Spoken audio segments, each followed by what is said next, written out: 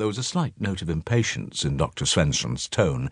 It was all very well for patients to go off into some reverie of their own, but the whole point of these sessions was to disclose, not conceal, and they should articulate what they were thinking rather than just think it.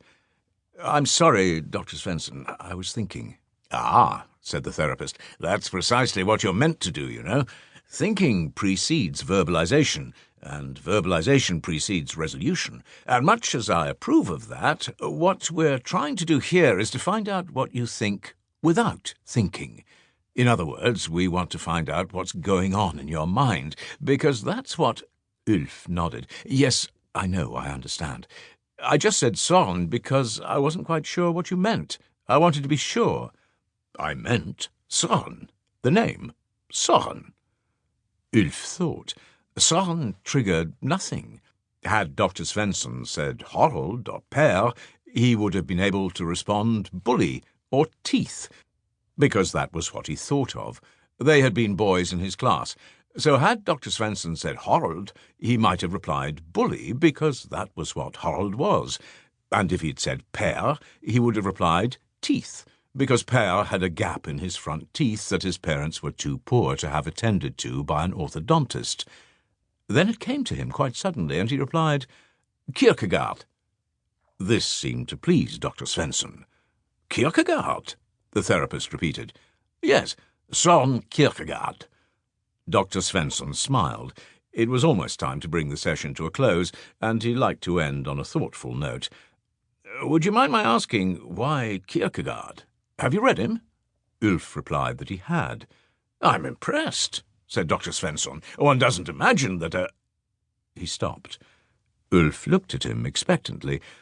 Dr. Svensson tried to cover his embarrassment, but failed. I didn't mean it to sound like that." "You're unconscious," said Ulf mildly. "Your unconscious mind speaking." The therapist smiled.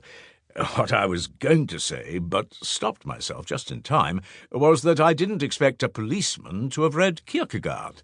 I know that there's no earthly reason why a policeman should not read Kierkegaard, but it is unusual. Would you not agree?" "I'm actually a detective." Dr. Svensson was again embarrassed. "Of course you are, although detectives are policemen, in essence." Dr. Svensson nodded.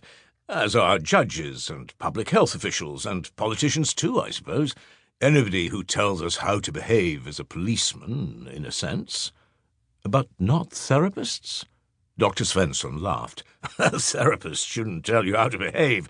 A therapist should help you to see why you do what you do, and should help you to stop doing it, if that's what you want. So no, a therapist is certainly not a policeman." He paused. "But why Kierkegaard? What appeals to you about Kierkegaard?" "I didn't say he appealed. I said I'd read him. That's not the same thing as saying he appealed." Dr. Svensson glanced at his watch again. "I think perhaps we should leave it at that," he said. "We've covered a fair amount of ground today." Ulf rose to his feet. "Now what?" asked Dr. Svensson. "Now what? What?" "I was wondering what you were going to do next. You see, my patients come into this room. They talk, or rather we talk, and then they go out into the world and continue with their lives. And I remain here and think, not always, but sometimes, I think, what are they going outside to do? Do they go back to their houses and sit in a chair? Do they go into some office somewhere and move pieces of paper from one side of the desk to another, or stare at a screen again until it's time to go home to a house where the children are all staring at screens? Is that what they do? Is that why they bother?" Ulf hesitated. "Those are very profound questions. Very. But since you ask, I can tell you that I'm going back to my office. I shall sit at my desk and write a report on a case that we have just closed." "You close cases," muttered Dr. Svensson. "Mine remain open. They are unresolved, for the most part." "Yes, we close cases. We're under great pressure to close cases." Dr. Svensson sighed. "How fortunate." He moved to the window. "I look out of the window," he thought. "The patients go off to do significant..."